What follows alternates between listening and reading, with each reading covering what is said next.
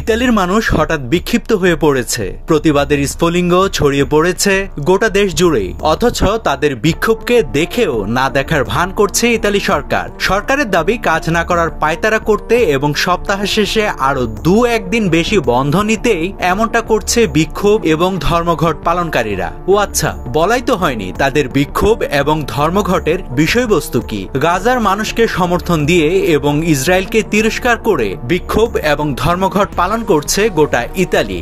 গতকাল দেশটির রাজধানী রোমে এই উপলক্ষে জড়ো হয়েছিল কয়েক লক্ষ মানুষ। কিন্তু ইতালি থেকে ধর্মঘট ও মিছিল করে তারা ইসরায়েল ও বিশ্বকে কি বার্তা দিতে চাচ্ছে, আর ইতালি সরকারই বা কেন তাদের বিপক্ষে চলে গেল? শুক্রবার সারাদিন ব্যাপী সাধারণ ধর্মঘট পালন করে ইতালির মানুষ। লক্ষ লক্ষ মানুষ রাস্তায় নেমে এসেছিল।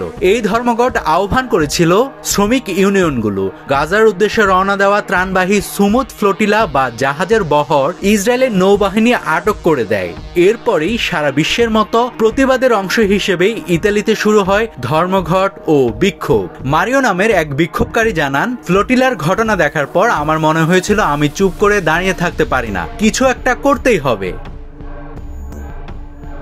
সিজিআইএল এবং ইউএসবি শ্রমিক ইউনিয়নগুলো 100-রও বেশি শহরে বিক্ষোভের আয়োজন করে। রোম, মিলান, নাপলস, ভেনিস এবং সিসিলির রাস্তা জুড়ে বিক্ষোভে ছিল কেবল মানুষ আর মানুষ। রোমে কেন্দ্রীয় স্কয়ার থেকে প্রধান ট্রেন স্টেশনের দিকে মিছিল করে বিক্ষোভকারীরা। তারা এ সময় ফিলিস্তিনের পতাকা বহন করছিল। এই ধর্মঘটের ফলে ইতালির রেলের সময়সূচি বিলম্বিত হয় এবং ট্রেন বাতিলের ঘটনা ঘটে। বিক্ষোভকারীদের ছত্রভঙ্গ করতে পুলিশ টিয়ার গ্যাসও ছোড়ে। সিজিআইএল নেতা লান্দিনি বলেন, এটা কোনো সাধারণ ধর্মঘট নয়। আমরা আজ এখানে এসেছি মানবতাকে আবারও কেন্দ্রবিন্দুতে ফিরিয়ে আনার জন্য, গণহত্যা ও পুনঃসামরিকায়নের নীতির বিরুদ্ধে না বলার জন্য।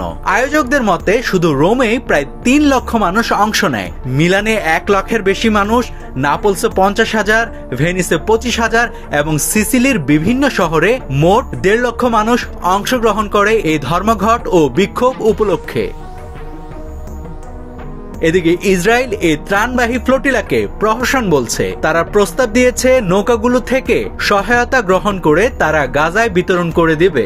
ইসরায়েল বরাবর গণহত্যার অভিযোগ অস্বীকার করেছে। এদিকে ইতালির ডানপন্থী সরকার ইসরায়েলের বিপক্ষে চলমান এই ধর্মঘটের সমালোচনা করেছে। তারা ইসরায়েলের পক্ষ নিয়ে ঠিক জনগণের বিরুদ্ধে গিয়ে দাঁড়িয়েছে। প্রধানমন্ত্রী জর্জিয়া মেলোনি ইঙ্গিত দিয়েছেন যে গাজার প্রতি সমর্থন দেখিয়ে কার্যবিরতি পালন করাটা ছিল আসলে একটি দীর্ঘ ছুটি উপভোগের অজুহাত মাত্র।